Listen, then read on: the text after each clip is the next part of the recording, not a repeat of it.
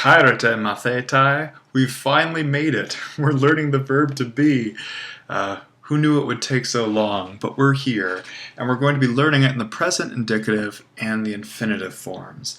This is great in part because this is the hard stuff.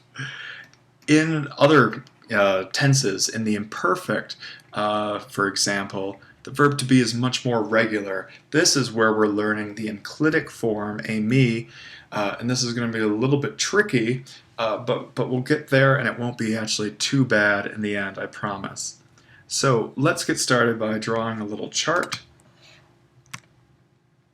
I'll try to follow Shelmerdine's lead here, and then we'll also have the indicative up here, present indicative that is, and then infinitive down here. We'll get to some of the special uses in a bit, but singular, plural, that's our kind of usual chart. First person, second person, third, and then first, second, and third again. Great. So indicative, eimi, to be, and look at this. That's our first. When we look up the word in the dictionary, it is our present first person singular, so we know exactly what to put here, although I'm going to do it in blue. So eimi. Now I'm going to do something that's a little bit different from Shelmerdine. She notes that by convention, enclitic verbs such as eimi are written with an accent on the ultima. An acute accent, to be precise. So that's why we have this here, eimi. I'm not going to write those right now because I want you to know that these are enclitic verbs.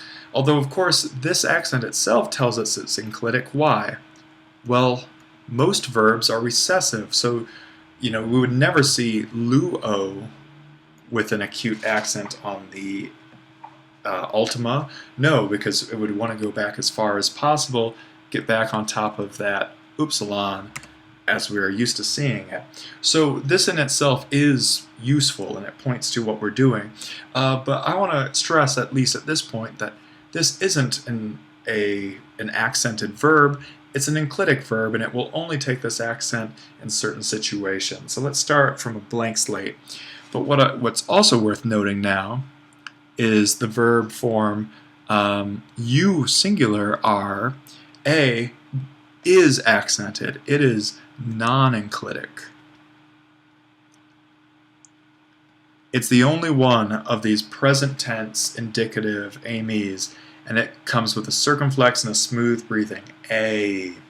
So eimi, A, and then let's get back to the third person, which will be esti, with a new movable, used just as we always see the new movable at the end of a sentence or before a vowel. And again, I'm not going to put an accent on this verb because I want you to be aware that it is enclitic. And now let's go to the plural. We are esmen, y'all are este, and then finally they are, and that's ac, and maybe asin. Again, just a simple new movable at the end, kind of compensating for this weak iota. So what's new here? Well, basically everything. The men and the ta endings are familiar to us as person markers. Those look like first person plural and second person plural.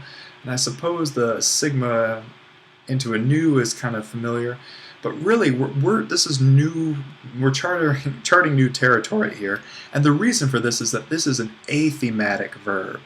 Everything we've been learning so far has been thematic, but and this is in Greek what we call an alpha privative, is saying there's no thematic vowel. There's no epsilon or omicron that runs through these. We just have an S beginning for the most part, or sometimes just a short A.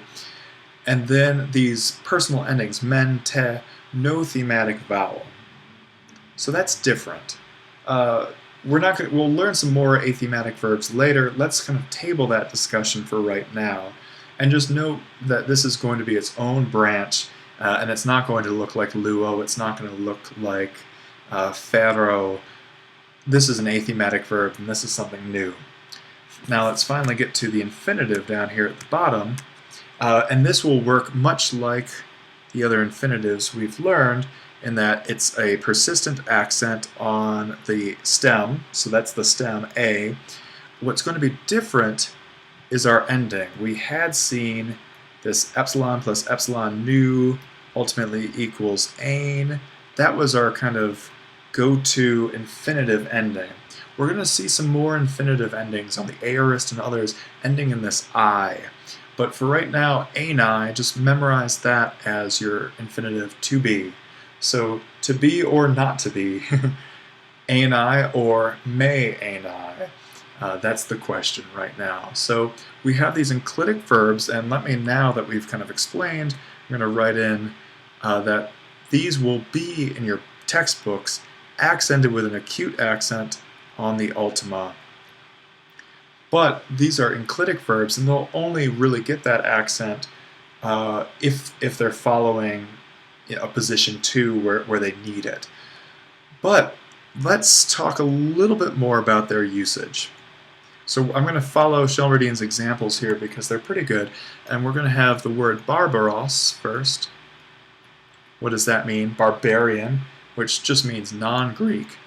And then estin, and note that this was a position 3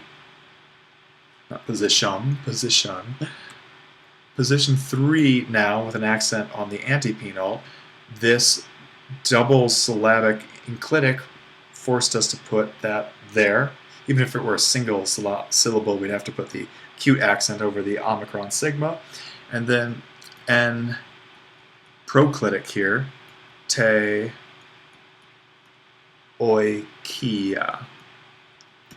So what this means in Greek, we're using this form of to be, which before we were gapping, we could say that it didn't need to be there, but here now we have it and we can put it in, and this is a non-emphatic use. This is basically filler. This is something that could almost be left out, but what we're saying is that there exists, this is existential, a barbarian, and that's not talking about Conan or somebody wearing a loincloth, that's just really non-Greek. In the house. So statement of fact, if you were very shocked, you'd want to say something else. Maybe you wouldn't use this enclitic form of to be, but there's probably explicatives or expletives in Greek that you could use. But barbaros estin en teoikia, this new coming before this vowel, but still no accent, enclitic rather onto that barbaros estin. There is a foreigner, a non-Greek, in the house.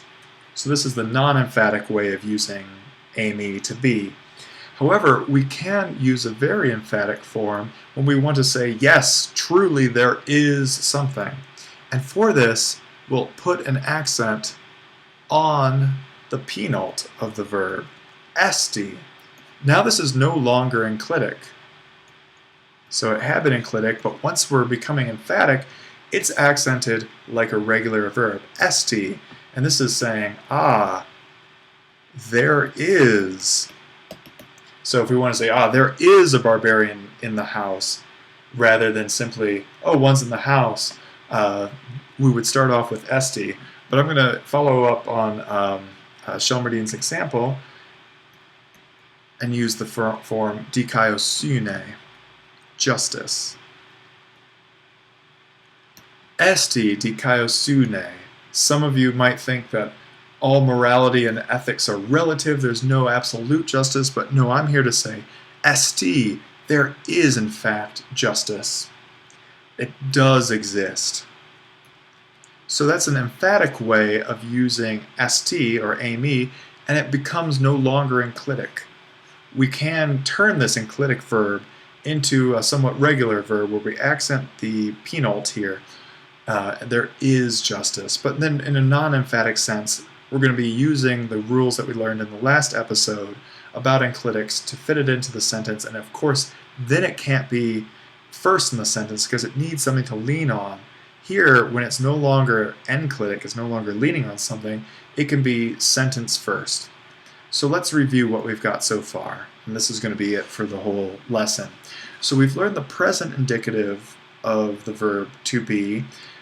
By convention, these things are accented on the ultima, but I left those out at first, and we wanted to remember that the second singular, you are, for some reason, is non-enclitic. It does have this accent, it has a circumflex. But eimi, esti, or esten, esmen, este, ac, or acen.